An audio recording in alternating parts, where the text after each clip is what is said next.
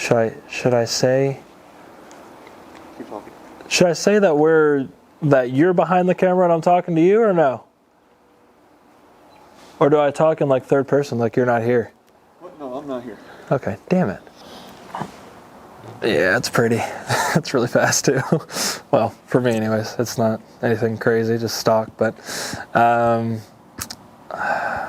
yeah, that was an interesting one. I was looking for, I worked at a dealership for probably about a year and a half and wanted to making decent money, and I wanted to start building some credit, so I wanted to buy a car. I was originally looking at 13s and 14s. I really liked one. When it came into the dealership that was custom, I'm like, this is the one. I said it was, I think I still have pictures of it because I was so disappointed when I didn't buy it. But I said, this is the one. I told all the guys, I said, hey, if I can buy this, I'm going to buy it.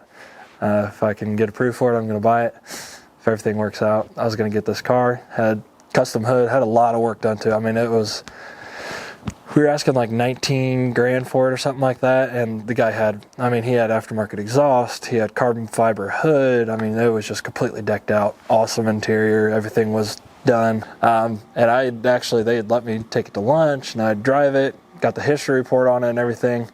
Had a certain amount that I could afford at the time, because I still wasn't making very much money at the time.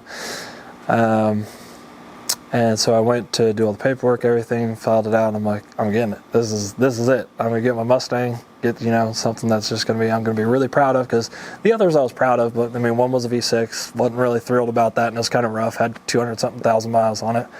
My blue one was, it was nice, but it had quite a few miles on it, had some issues here and there, some annoyances. But this was something I was gonna be like really, really proud of, something that was custom, had work done to it, didn't really have to do much to it.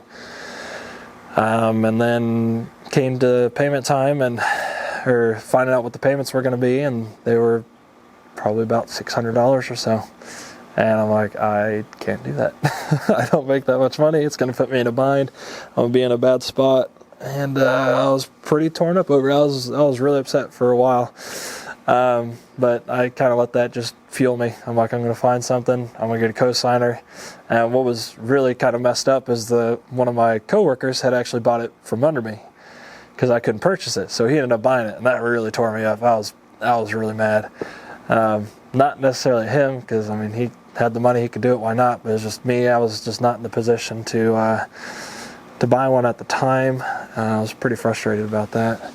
Found a couple that I really liked. Eventually came to agreements with a payment on one. It was another 14, had a lot more miles though. I mean, the other one I was looking at had like maybe 20,000 miles on it or so. We were asking 19 grand for it. That car was really nice. But the one I was looking at had like 60, 70,000 miles on it. It's kind of similarly priced, which it was probably a bad deal from the get-go. Had some aftermarket wheels, exhaust, stuff like that. Agreed on a price. Got the funding from the bank and everything. Was gonna drive out that night to go pick it up, and I got a text message, and he said I wrecked it. Or he said he hit a deer supposedly, and he sent me pictures of it. He goes, man, I'm sorry, I can't believe this happened. I wrecked it. I was out for one last night drive, and I hit a deer. I was looking at the pictures. I'm like, I don't see any blood. I don't see any fur. I'm like, this dude was dicking around in it, and he probably smashed it into a guardrail or something. So, blessing in disguise. I didn't realize it, but, that was two things in a row, because I really wanted the car. Two things in a row, and I was tore up about it. I was really upset, but it just kind of fueled me to just keep on looking and find something else. It wasn't meant to be, even though I didn't really feel it that way at that time. I felt like everything was kind of against me at the time. So then I kept looking. I'm like, you know what? If I'm going to do this, I'm going to do it right. I'm going to get all the features I wanted. I'd always told people, I'm like, I'm going to get, ventilated seats was one of the mandatory things that I wanted. I wanted the, Sync 3 system. I didn't want to compromise on that, because that's just a really nice convenience. So I kind of started searching around again, and I had realized that the 14s and 13s didn't have those features, and they were still, key start, and they weren't push button start. And I'm like, that's kind of silly for a 14 not to have a push button start at that time. Push button starts were starting to become just everyday thing. So then I started looking at 15s, the new body style, like what's behind me. Started looking at those, found a couple that I'd really liked. One an engineer owned, had quite a few miles on it because he daily drove it and he drove quite a ways to work. So found that one, was pretty excited about that. I was over, still kind of looking around, and I found this one and I'm like, I really like this one. It's really far away. So I ended up kind of pumping the brakes on that one. Then I found a 16, looked up how many recalls and stuff like that. I think there were maybe 2. I checked the history on it. It had 19,000 miles, I think, when I had bought it. I liked everything about it. The only issue was it was up in Wisconsin. I didn't have any time to go up there and get it. It was a little high in the price range, so he wasn't willing to come down on it, and rightfully so. I mean, I pretty much got the thing at trade-in price at a dealership. So without having to buy one at a dealership, so I got pretty much what a dealership would pay for something like that, which was pretty nice. He didn't really budge much on it, but I was fine with it because I knew I was getting a pretty good deal. Looked like he took care of it. So back to that trend of my uncle and my dad, looking at cars and picking one up for me without me buying it, without even seeing it, kind of thing. It's kind of crazy. It was trying to figure out schedules because I worked from 9 to 9 at the dealership, and I didn't really have any time to go up and look at it. We had to work all the holidays. My uncle and dad were off, and I talked to him and said, hey, is there any way you guys can meet this guy halfway between Wisconsin and Indiana, which was somewhere in Chicago somewhere, and check this out for me. If it's good, just, I trust you guys, go ahead and get it. So I was kind of texting him and stuff like that, and he was sending me pictures of it, talking to me about it. He says he thinks it's a good deal. I texted him. I said, hey, you're gonna get it? You're gonna pick it up and bring it back? I didn't hear anything. And I'm like, so what's going on? I'm at work, trying to do my thing, and I was trying to be successful at what I was doing, so I didn't really have much time to check my phone and stuff, and we were pretty busy, surprisingly. And next thing I know, they said they're on their way back. I'm like, okay, I guess it was good. I really didn't hear much back from them. So I'm like, I really don't know what's going on up there. This is kind of a big commitment, but I trust them. Well, I was working with a customer at the time, and they said I had a guest on the showroom, or at the south side or north side of the showroom is what it was. And I'm like, oh, that's kind of weird. And then I walked out there and I go, oh my God, it's here. I'm like, it's here.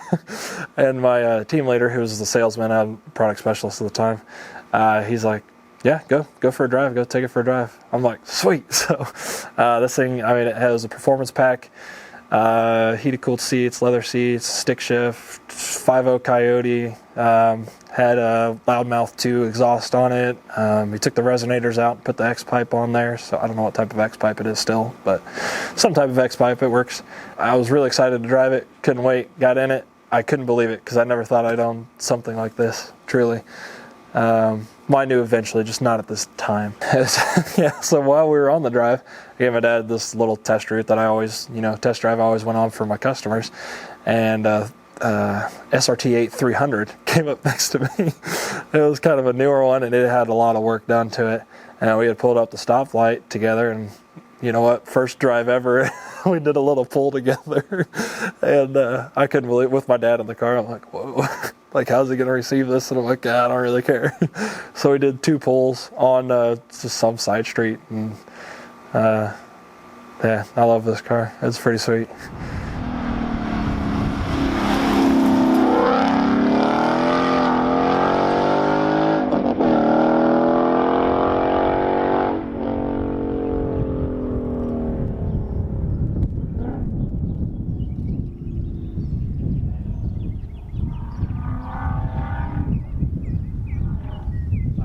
I think it's an outstanding car. It's very comfortable to drive long distance.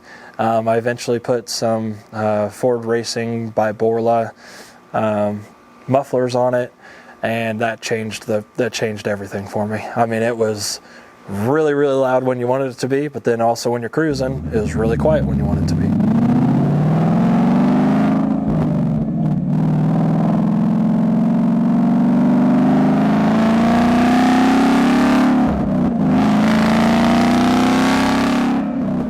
It's a really, really, really fun car to drive.